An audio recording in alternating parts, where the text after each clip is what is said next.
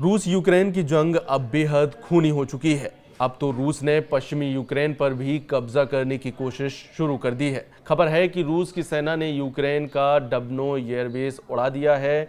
डब्नो airbase F-16 fighter jet का अड्डा है। खबर तो ये भी है कि अगले 7 दिनों में रूस आधे यूक्रेन पर कब्जा करने का युद्ध शुरू करने वाला है। रूस ने 8 से 9 जून की रात को यूक्रेन पर कुल 499 ड्रोन और मिसाइलें दागी। इधर खबर है कि रूस ने यूक्रेन के रिवने ओब्लास्ट में डब्नो एयरबेस पर हमला करने में रूस के 101 क्रूज मिसाइलों, बैलिस्टिक मिसाइलों और ड्रोन का इस्तेमाल किया है। डब्नो एयरबेस पर बड़ी संख्या में पश्चिमी देशों के हथियार भरे पड़े हैं। दावा तक ये भी किया जा रहा है कि यूक्रेनी F-16 लड़ाकू विमान भी रूसी हमले के वक्त वहां मौजूद थे।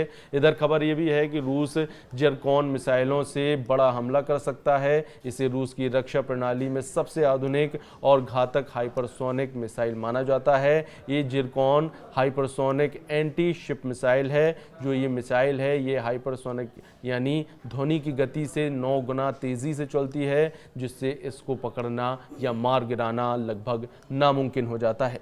इसकी रेंज करीब 1000 किलोमीटर तक है। अभी जो हालात चल रहे हैं उसके मुताबिक रूस ऐसी मिसाइलों से हमला करना चाहता है जो परमाणु मिसाइलें तो ना हो, लेकिन उनमें विनाश करने की क्षमता परमाणु बम जैसी हो। दावा तो यहाँ तक किया जा रहा है कि रूस अपनी ऑपरेशनिक बैलिस्टिक मिसाइल से भी हमला करने जा रहा है, जिसके बारे में दावा किया जाता है कि ये 11 मेक यानी 12,300 किलोमीटर प्रति घंटे की रफ्तार से हमला करती है। इसने 15 मिनट में 1000 किलोमीटर की दूरी तय कर ली थी। ऑपरेशनिक मिसाइल 6 वॉरहेड्स होते हैं, जिनमें से प्रत्येक में 6 हथियार और विस्फोटक और भी होते हैं। रूस की ऑपरेशनिक बैलिस्टिक मिसाइल के बारे में दावा किया जाता है कि ये इसका तापमान सूरज की सतह के बराबर पहुंच जाता है जब ये अपने लक्ष्य को तबाह करती है। अब ऐसे हालात में यूक्रेन पर अगर इन मिसाइलों से हमला हुआ तो दुनिया का कोई एयर डिफेंस सिस्टम यूक्रेन को बचा नहीं पाएगा।